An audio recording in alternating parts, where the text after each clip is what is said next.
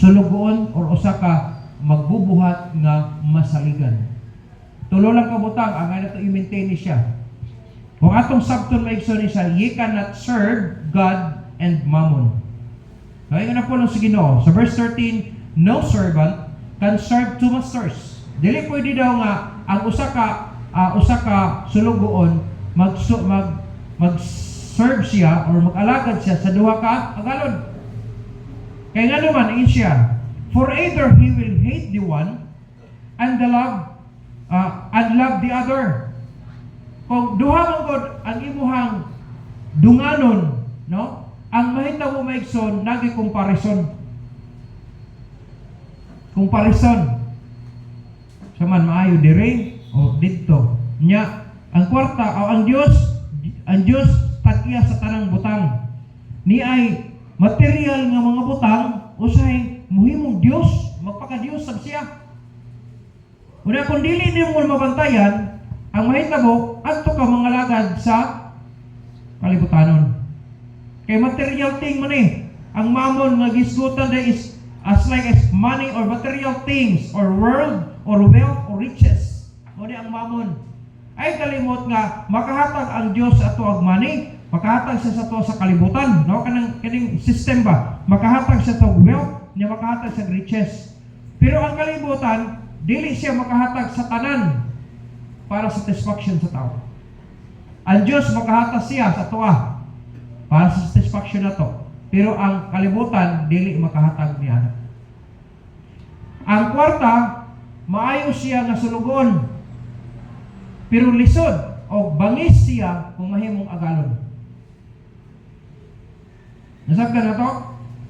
Nagkinatag kwarta. Sa matag karugon niya, nagkinatag kwarta. Pero nindot kayo kung ang kwarta mahimong ulipon na to.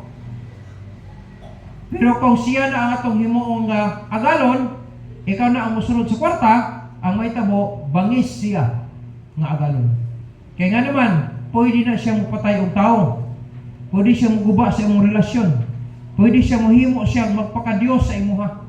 Kung dili nimo siya mabantayan. Busa, usa sa mga butang ang hinumduman na to.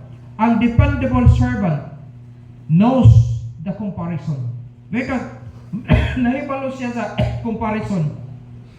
Unsay mahimo sa Dios para sa imo?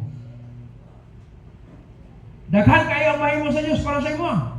Makahimo siya sa mga imposible para sa imo.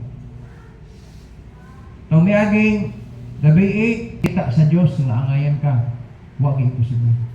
Pwede siya mo sira. Sa bisang pag-unsa na siya ka noon nga pultahan, pwede na siradaan sa Ginoo. Pero bisan unsa pa nakagahi na siya nga pultahan, pwede ni abrihan. Walay butang na makababag sa Dios. Muna'y mahimo sa Dios. Muna, kung ikaw servant, dapat makita nimo ang comparison, mahimo kag unsa may makaya sa Dios para nimo. O unsay mahimo pod sa kalibutan para nimo. Matulutimbang na nimo na. Unsa may maayo aning sundon? Kining sistema sa kalibutan or kining sistema sa Dios? For with God nothing shall be possible. So, ang dependable na servant knows the comparison. God, the creator of universe. Ay kalimot ha? The creator, what is in the universe? Siya ang naghimo sa universo. Siya po ang nagbuhat sa tanan nga naa sa universe. Creator of the very special creation in the universe. Siya po ang nagbuhat sa pinaka-special nga binuhat dire sa universo, ang tao. Dili ang kalibutan naghimo sa tao, ang Dios ang naghimo sa kalibutan. Siya po ang naghimo og tao nga gibutang sa kalibutan. Ang kuyaw diha nga ang binuhat sa Dios nga kalibutan mo na hinoy imong sundon kay niya kas kalibutan. Wrong. Dapat dito ka sa naghimo sa kalibutan. Kaya makahimo siya sa bisan unsa. Na kung atong sabton maigsoon, dapat nasabtan nimo nga siya ang nag-supply sa imong salvation. Nya, mutalikod na hinoon ka sa iha, sayo. Siya ang nag-supply sa imuhang gikinahanglan matag karon ug unya. Siya imong dangpan sa panahon nga naglisod na kag unsay angay imong i-decide. Siya ang makahatag sa imo sa dalan nga murag wala na gyud dalan. Amen. Nag-ingon bitaw si Jeremiah, when there seems no way, no, God will make a way. Limon ka, ano? Wala usahay ni mga kahimtang natin mga businesses, natin mga ipagsuglan ng mga wala ta mo sanction sa Ginoo ba? Kaya na to, kaya na to pag-manage, na switch ang tanan. Manang uban, mawad-an siya tag 200,000, nag-uban tag 300,000, nag-uban tag 1,000. Di na mabalik. Napungutan na, basig, wag ka nakatag tayo sa offering ato po, motong ingon ang Ginoo, kuhaon, gihapon ako na sa imo ha. Wala imo, wala ako.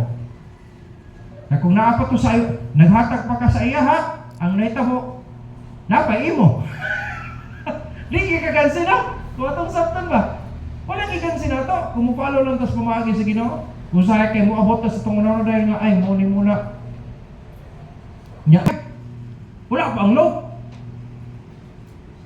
Nya mo rin ka, sakit ni mo nga, mahatag ang tights and ovary, kaya tights. Kaya, dili ay. Makadungog na ito sa gawas, naman yun, ay, ayaw. Sa pulong sa Ginoo. Kaya ang Ginoo, maugid siya ang muhatag sa atong mga kikinahanglan. Salvation, ang Diyos may naghatag ana, dili kalibutan. Ang supply, ang Diyos naghatag ana. Security, no? Ang kasiguruhan sa imong kinabuhi, wala sa kalibutan, naa sa Dios. Amen.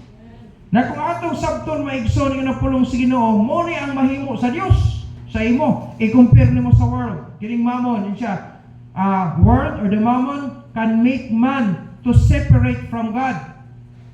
Mo ni ang trabaho sa kalibutan, aron mapalayo ka sa Dios. Ha? Gikan sa salvation, no? Himuan kanyang pamaagi nga ang pamaagi sa kaluwasan magbuhat ra kitag maayo. Mo na ang kalibutan. Na ang Dios ingon na Ginoo, ako ming naog sa kalibutan magpakamatay para sa imong sala, magpaula sa imong sala, no? Ingon po sa Ginoo, ilubong ko pero nabanhaw. Nya asa may maayo ani. Ang kalibutan muhimo siya og pamaagi ngadto sa tao aron mapalayo siya sa Dios. And then the word leads to wickedness. Ang kalibutan karon ina. Then the word, no, yung sa leads us to destruction. Ngadtos kadaot yun, padulong.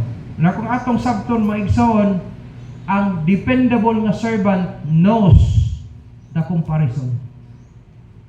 So dili ko ani, naman makadaot ko ni sa ko. Samantalang kini kung akong sundon ni siya, hantod sa wala na katapusan, magpabilin ko nga iyang tao. Maigsoon nindot yun kaya ko nato sa Ginoo. Ang real nga kalipay, ang real nga kalinaw, ako nang naangkunan sa dihang nangalagad ko sa Diyos.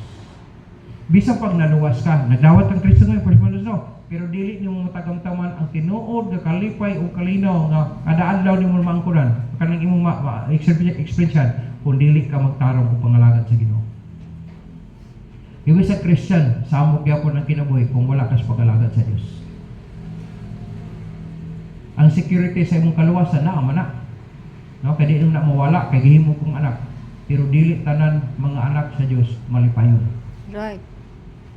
Believe me. Nga naman, wala sila sa insaktong pag-alagad sa Dios. Pero kung naa ka sa pag-alagad sa Dios, ma-enjoy ka eh. Kaya kung wala kalipay, wala na pastor.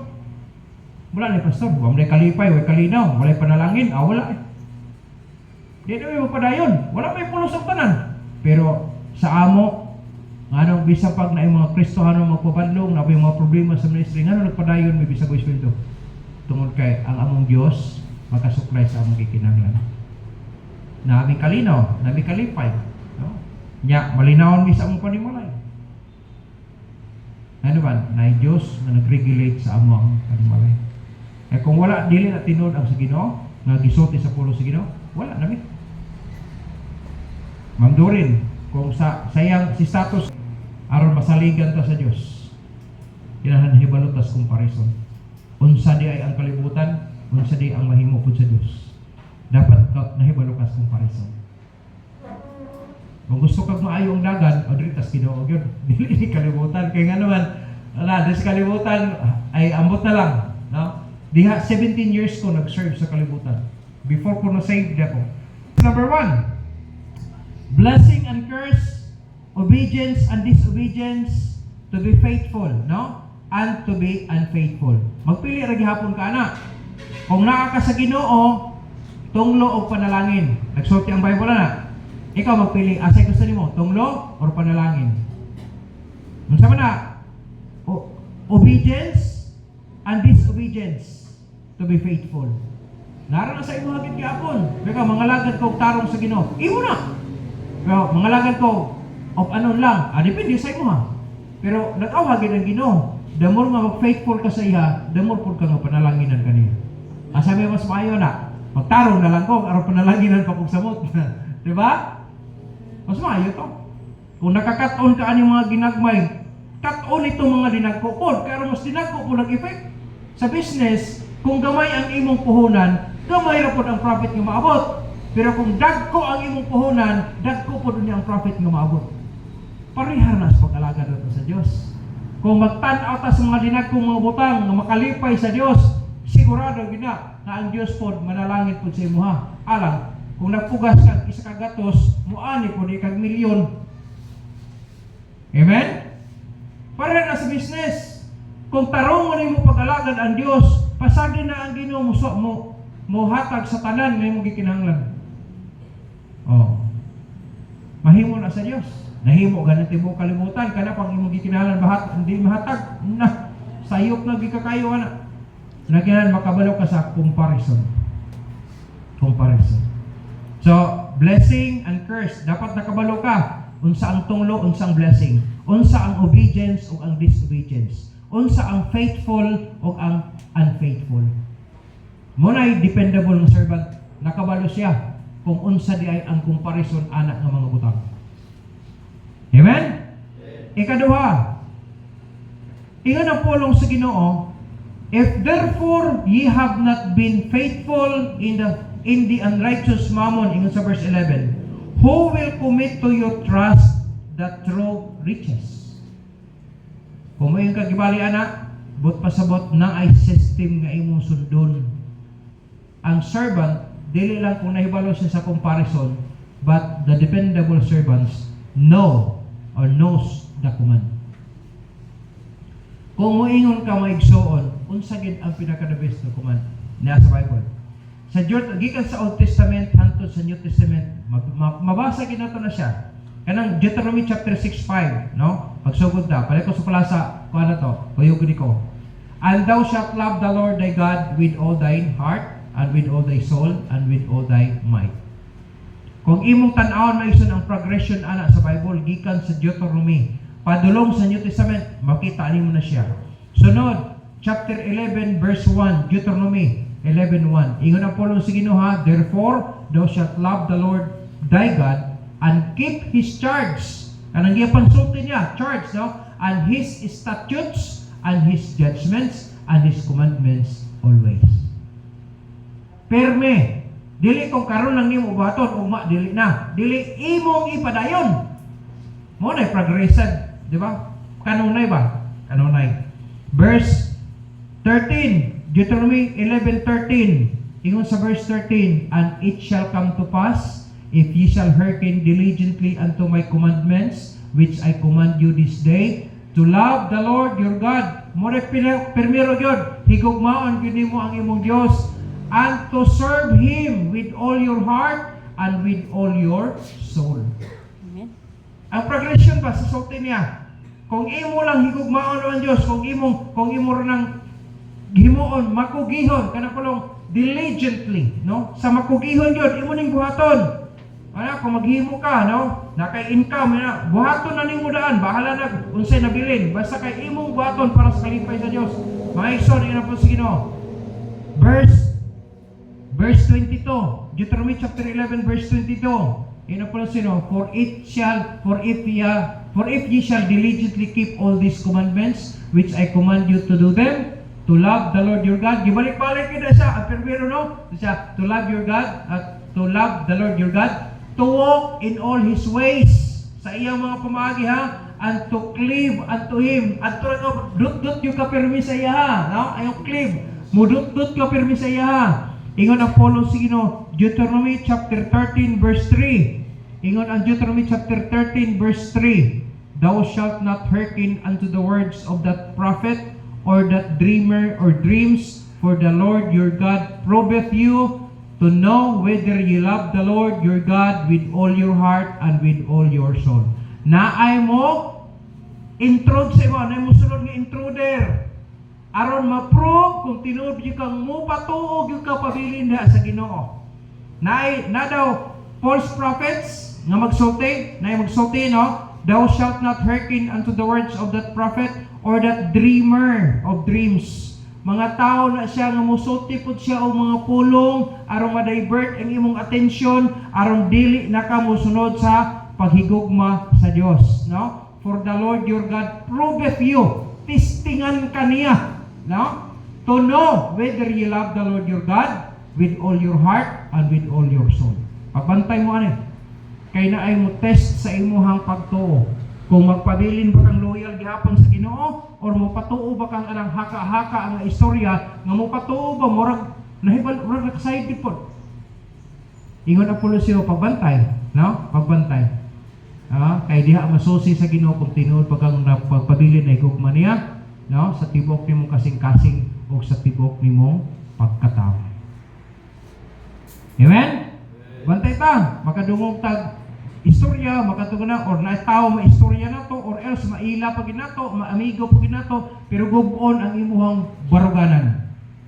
Diha na na makita kung tinuod ba kang mupabilin ka sa Ginoo. Amen? Ang uban malingla sila, katagan kag kwarta, na kwarta, sige, mapatuo ba niya? Na ako yung mga kailangan. So ayaw i-mix. Kay di gihapon ganahan ang Ginoo kung mix ang imong master.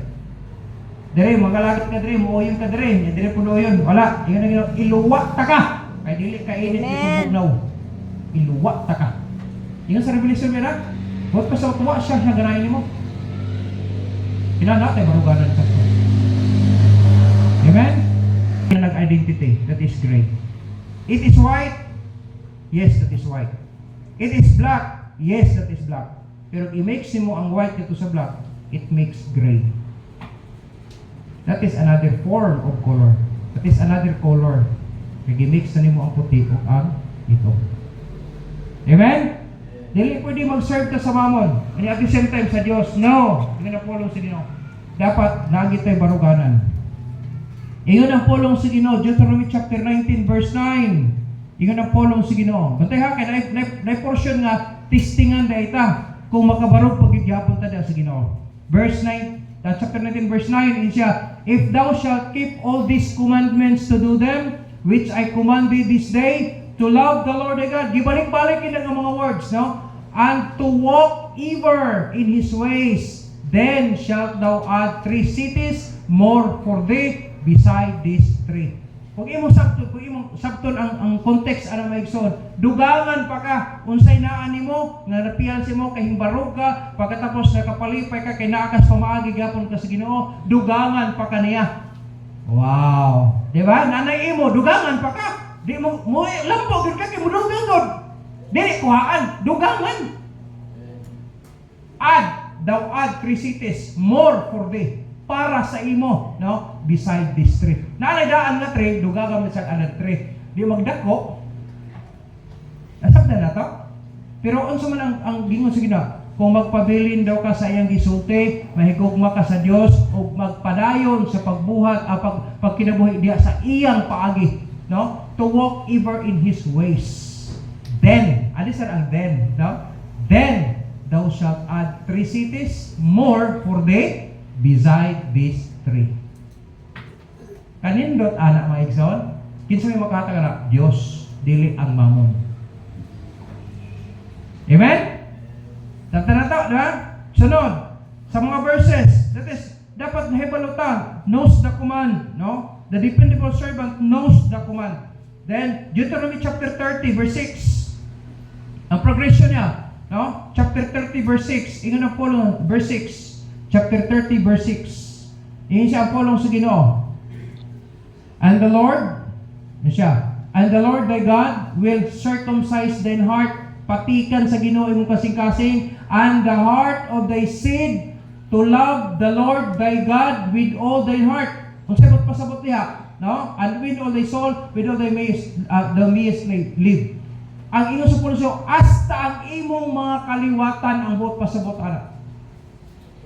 Ha? Patikan na sa Ginoo imong kasing-kasing, o ang kasing-kasing sa imong mga binhi of thy seed, buot pasabot ang sumusunod nimo. Aron magpadayon sila to love the Lord thy God with all thine heart and with all thy soul, that thou mayest live.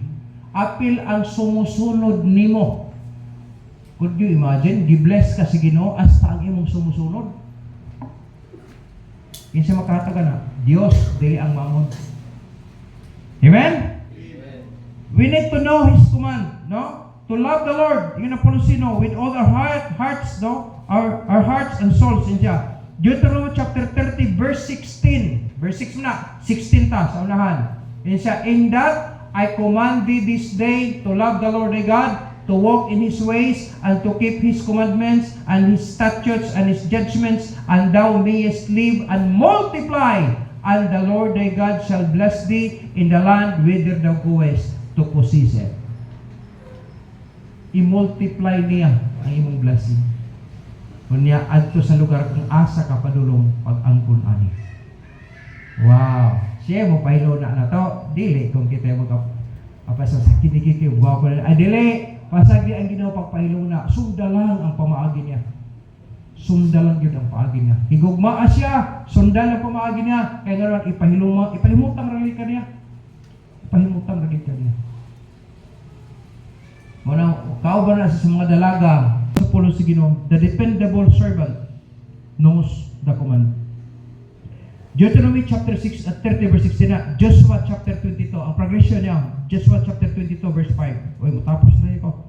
Sige, Joshua chapter 22 verse 5. Paspas na ta, araw madali na ta. Ato na to sa New Testament na diretso, kaya araw masakdan yung anay progression na ini siya. Okay pa ta? Joshua 22 verse 5 sa Old Testament, New Testament na lang ta pagkauman. Yan po so, but take diligent heed to do the commandment of the law, which Moses the servant of the Lord charged you to love the Lord your God, and to walk in all His ways, and to keep His commandments, and to cleave unto Him, and to serve Him with all your heart and with all your soul. New Testament ta. Kay wala ang progression na hantod sa New Testament ta. Matthew 22 verse 37. Ang paghigugma sa Dios apil na dire. Matthew 22 verse 37. It said, Jesus said unto him, thou shalt love the Lord thy God with all thy heart, and with all thy soul, and with all thy mind. Tanawa ha, gikan patunguna hangtod sa atong panahon karon. Last verse diha sa point to, no? Mark chapter 12 verse 30. Ingon ang pulong sa Ginoo sa Mark 12:30. Ingon ang pulong sa Ginoo, Mark 12:30. And thou shalt love the Lord thy God with all thy heart, and with all thy soul, and with all thy mind, and with all thy strength. This is the first commandment. Mo nang gibalik-balik di ay gikan sa Old Testament hantod sa atong panahon karon, kay this is the first commandment. To love the Lord your God. So dili ang mamon, no? Ingon ang Bible, Psalm 2:11, serve the Lord with fear and rejoice with trembling. Psalm chapter 100 verse 2, serve the Lord with gladness, come before His presence with singing. Colossians 3:24, ingon ang policy, knowing that of the Lord ye shall receive the reward of the inheritance, for ye serve the Lord Christ. Maangkunan nimo ang reward daw tungod kay nag-alagad ka sa Dios, kay gihigugma nimo siya. So, masaligan di ay ta kung magpabilin tang mahigugma sa iya. With all your heart, with all your soul. But pasabot katibukan sa imong pagkatao. So, the dependable servant knows the command. The last but not the least, number 3. The dependable servant knows the commitment. The commitment. 1 Corinthians chapter 4 verse 2, ingon ang Bible, moreover, it is required in stewards that a man be found faithful. Mo na gingon sa Bible. Then the last verse, Luke chapter 19 verse 17, and he said unto him, well, thou good servant, Because thou hast been faithful in a very little, have thou authority over 10 cities. Kung atong sabton maigsoon, mapilan ka aning mga butanga, taga-apang dagko pagit kayo mga butang. Tungod kay naigugma ka sa iya, ha? Kunya tungod kay naa kay commitment. Unsa commitment nimo? Mag-faithful sa iya. Tingali, daghang panahon nagigistorya ta sa Ginoo, Lord, kabangi ko, mag-faithful ko sa imo. Pero kinahanglan, barugan nimo imong commitment sa iya. The dependable servant knows the comparison. The dependable servant knows the command. The dependable servant knows the commitment. Amen?